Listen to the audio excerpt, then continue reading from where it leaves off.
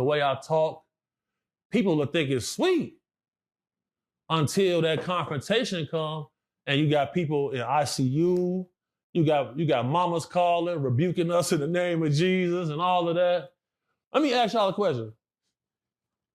Can y'all fathom Big Dugar running in a confrontation with two internet nerds? What's good, fam? It's your boy, and we back at it again to break down this crazy drama between Wack 100 and big homie CCE over in Vegas. Grab your popcorn, roll up something nice, and let's dive into this wild ride.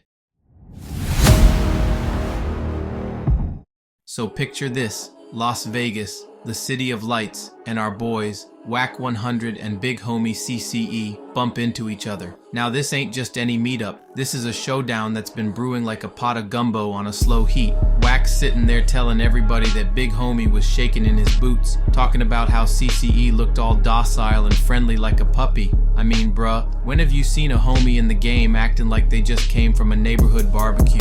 Wack said he could have put him to sleep faster than your uncle after Thanksgiving dinner if CCE even thought about stepping out of line. But wait, hold up. Big homie CCE ain't having any of that. He clapped back saying Wack and his crew straight up froze, said that when he rolled in with his squad, they turned into scared little kittens, acting all nice and polite like they was at a Sunday church service. And yo, he went as far as saying that his own brother pulled out a strap on Wack. Like, do we need to get a mediator or a referee out here? Cause it sounds like we got a whole mess of stories being spun here. Now Wack is sitting there smirking, talking about how he ain't no bully. Nah, he just targets bullies. Like, come on my guy, we all know how this street cred game goes. You can't go acting all tough and then say you're a pacifist in the same breath. And big homie's like, man, ain't nobody scared of you. They throwing shade back and forth like they had a family reunion roast, trying to one-up each other's stories, and honestly, it's pure comedy. It's like a stand-up special where neither of them is ready to admit that they might have had a close call. So here we are, folks, two sides to this story, and both homies popping off like they're in a rap beef.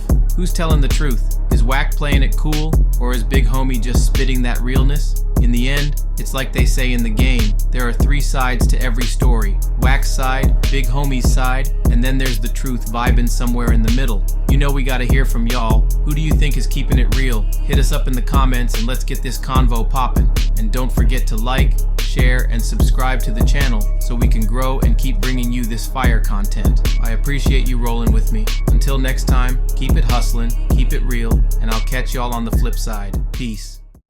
Sorry, you just raced back here from Vegas after a little back and forth with big homie CC out there? It wasn't even a back and forth. The dude, when we first came in, he ran. Ran. The clip I saw, he looked relatively comfortable. No, that's when we caught back up with him. Okay. That's like an hour and a half later. He ran, right?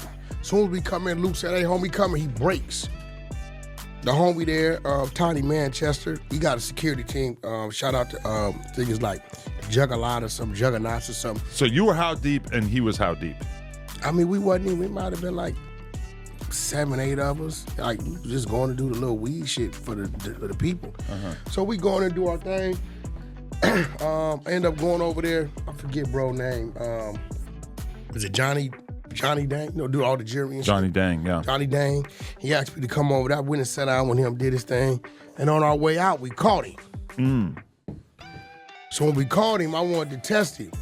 I said, yo, bro, what's all this shit you be saying? And why, you know, as soon as I said that, he opens his phone. That's the clip I put up. Okay. He said, yo, man, you know, I'm online with the cops because I'm helping save. Go to the Wack Instagram if you want to see this. I'm helping save, you know, sex trafficking victims, right? Okay. So I'm like this at my point in my life, Adam. My first thought whenever I'm standing in front of somebody where people don't know is to break your shit. So I'm in a mental battle to tell myself not to do it. So I'm always looking for a reason not to do it. Cause it's easy for me to do. As soon as I seen the dude head sweat and all this shit, and I see him saying, yo man, y'all just too powerful on the internet, we should join forces and all this and all that. And I'm looking at him, I'm telling myself, all right, I know he just served loose with a restraining order. He did? Yeah, Oh, he admits to it, right? I didn't know about This that. probably like a week or 2 weeks ago. I'm in front of him and I seen fidgety and he nervous, right? So I'm telling myself, Hey, look, bro. Some of the crazy shit you say, it ain't cool. He like, Wack, all right, cool, great. Right? At that point, I said, all right, I need you to go back to our booth and take pictures with our people. I want to see where he at. So in your mind, it's like, I'm not going to swing on him, but I'm going to make a weird demand that he do something that he might not normally be inclined to do. Shouldn't have did it. To just demonstrate that you have control over him? Exactly. We got paid to do it. He know that, right? So I'm like, come on. Right? I got the owner. We called him. He like, no, y'all made that dude cut up our booth, take pictures, sit down, do all kind of shit. I want to see where he at. So once he did that, to me, it was kind of like a gesture. He gonna stop the weird shit, right? Okay. So at that point, we're walking out. I'm not. That's what he has. He has me on my phone because I get a call from my business manager, and we're walking out. But I'm not paying attention. He ain't saying nothing. He just got his phone. At this point, you're harmless. You know what I'm saying? I'm not out here, and I'm starting. Well, I know, I understand in this world, the personality that a person shows on social media. I can't deal with them like we dealt with our enemies growing up in the street.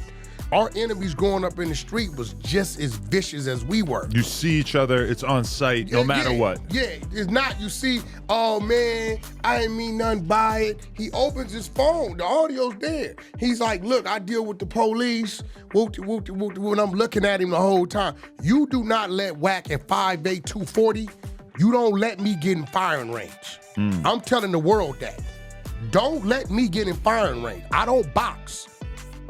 Right? Because at that time, if you're anybody of height, you're at a disadvantage. Because he's up here. Yeah, but it compared don't to you. matter. He's like At 6'6" or something. When you see me standing in front of him, your chin is in firing range. I don't give a fuck about how many weights you lift, how tall you are. 3-4 pounds of pressure. Like punch out. To that chin, your ass going to bed. And over my years of fighting, it is proven I have what it takes to put your ass to bed, right? So at this point, once I didn't post it on you, you either got two options: stand there and have a conversation, or get off. Because if you try to bag up, I'm gonna rush you. Because bagging up, you stepping out of my strike zone, right? But I'm reading his demeanor. He actually a nice dude. Like, Yeah. he's like a Flacco.